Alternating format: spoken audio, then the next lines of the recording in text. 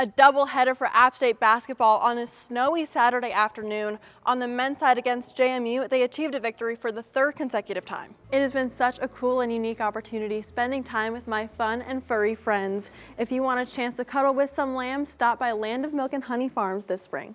And Justin Haley described Cup as a different planet. How are you supporting him and how is that relationship going? You heard Doug Gillen mention the House settlement, but what is it? The House settlement is a class action lawsuit that involves the NCAA and specific conferences. It addresses back damages and future benefits for Division I athletes. The movement towards fair compensation and scholarship opportunities was partially approved in October, but plans to be fully approved in April. The Mountaineers didn't sweep the series. They defended their home against ODU this weekend, winning 2 out of 3. On Tuesday, they head down to Western Carolina, and next weekend is ULM. Dramatic race here in South Boston at the King of the Modifieds. I have the voice of the Smart Modified Tour, Bob Dillner for Flow Racing. Bob, what the hell happened today? And how much pressure is on you now that playoffs are so close? For App State men's basketball, it was both senior night and their final home game of the season. The crowd was wild, but despite the energy, the Mountaineers fell short, leaving the crowd with a loss overshadowing the celebration. But Alonzo Dodd really proved to sparkle. What is he doing for the team? A big welcome back this week for Watauga High School. Thursday, students went back to class, and Friday, the first home football game in over a month, and the atmosphere was electric. Despite the loss, you still had 6 saves. What would you say about your performance? It was a beautiful Sunday for an App State win against Chattanooga, and fans were on the edge of their seats until the very last match. And you made a decision not to pit in the final stretch. What was going through your head? There's 2 more games on the road for the men's team before the Sun Belt tournament, but today was a doubleheader for both. The portal has been, it was really disruptive, and in terms of managing a roster and knowing who's going to be back year to year. In some of those fights, you're not winning. It's not a fair fight, quite frankly. No matter how many people we put in the stadium, whether you have an 80,000 seat stadium or a 40,000 seat stadium, this is as good as atmosphere as anywhere in the country. So when you have all those things going for you, you feel really good. But if all of a sudden the money's significantly different than we can even fathom, then it's not going to be part of the equation. Some of the folks coming in, it was all about the money. And most of those aren't ones that came here. If that was the deciding factor, we probably don't win that. We're trying to the best of our ability to strengthen everything that we have. And we're going to recruit student athletes that want to be here, that want to be at App State. If somebody comes to App State, gives their all for App State, graduates, goes somewhere else, great. We're excited for them. The one thing we can control is how we treat them when they're here. Their success is important for our success. Although the adjustment of the transfer portal deadline has caused unrest to players and coaches trying to fill out a roster, for the athletic department, priorities lie in keeping sufficient funds. This means keeping a close eye on the revenue sharing program and outside donations. One of the things that we take really seriously is that we need to be an economic driver for our communities up here. And certainly as we recover from Helene, folks need people in this community, spending money in this community and patronizing our businesses in this community. Back in 2021, the 3333 Collective was created to improve the lives and opportunities of student athletes through outside donors. We know it as the App State NIL program. In addition to donations, the revenue sharing program will allow the school to share a portion of the athletic department's revenue with the athletes themselves.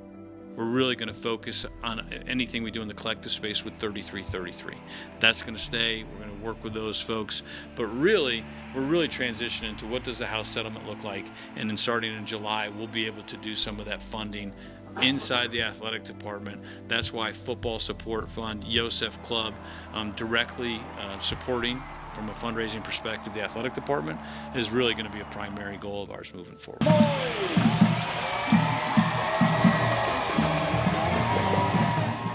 It is incredible. Overwhelmingly both students, staff, parents, and community have just said, we're all glad to be back to this. Even though there are still parts of our county that have lots of issues, as long as we can come together and celebrate being a Pioneer together, it's a great thing. First game after the storm, getting back out here, getting to give it something, the community something to come out and enjoy, and that was something we were really excited about, was to give it ourselves a home game and get back out here playing after the aftermath there of the storm. It had been a while since we had been here, so we were really looking forward to it. Good chance to get back here at Jack Roach Stadium. We haven't been here for I think like 35 or 38 days, so getting a chance to play in front of our crowd, our community was huge for us. It's the first week being back in school too, so it's nice for the fans to be here. It was breast cancer awareness. We do that every year. So it was a big night for us, a huge crowd, special win, but just to play in front of our crowd here at Jack Roche Stadium was pretty special. We're excited. We're excited. We try to take it one game at a time, not look too far ahead, but at the same time just appreciate, the opportunity to come out here, play in front of our home fans. We had a great crowd tonight, so we were very, very excited about that. We expected a good crowd tonight, and then, moving forward, we just want to keep working every day, not look too far ahead, take it one game at a time. We have a very tough Freedom team next Friday, and then we turn around and we'll play Ashe County on Tuesday and then South Caldwell on Friday. So we'll have 3 football games in 8 days, which is very unique for football. I've done it before, probably about 20 years ago when I coached in Florida, but this is going to be a challenge. So we have a schedule, but we're going to have to build depth too throughout this thing because we're going to need guys to step up. What we do as far as from right now until next Friday is, preparing for Freedom, but you're also preparing your roster to be able to play 3 games in 8 days. As you heard, this is a busy schedule for the Pioneers, and next Friday starts a stretch of 3 games in 8 days, starting right here at home against Freedom. For the second year in a row, App State upset JMU, and it's just what the Mountaineers needed. Just very proud of everyone in our organization, from our players first and foremost. It was a great team victory. And to celebrate the 19 seniors that walked, the 26 total that will lead this program, was a great way to end their career here at the Rock. I told them last night, I told them this morning, quit worrying about what you can't do. I'm going to tell you what you can do. And you can impose your will. You can win this football game. Our players bought in with that. We told them at pregame meal, listen, you either hammer or you either nail. If you can't find a hammer, find a rock. But I think our team really signifies what our community is about. I want to make sure I thank the fans and our student section. Man, what an incredible atmosphere. And you guys are the difference maker when we do well. After a slow start, App State went on the attack and played well on both sides of the ball. We had a lady come in and she started crying. As soon as she came into the Lamb, she started crying. It was just so amazing to her to actually be this close to animals. It really touches people like nothing I've seen. I feel it's been like a service because I think a lot of times in the busyness of life, people don't stop to kind of just relax and just kind of connect with nature.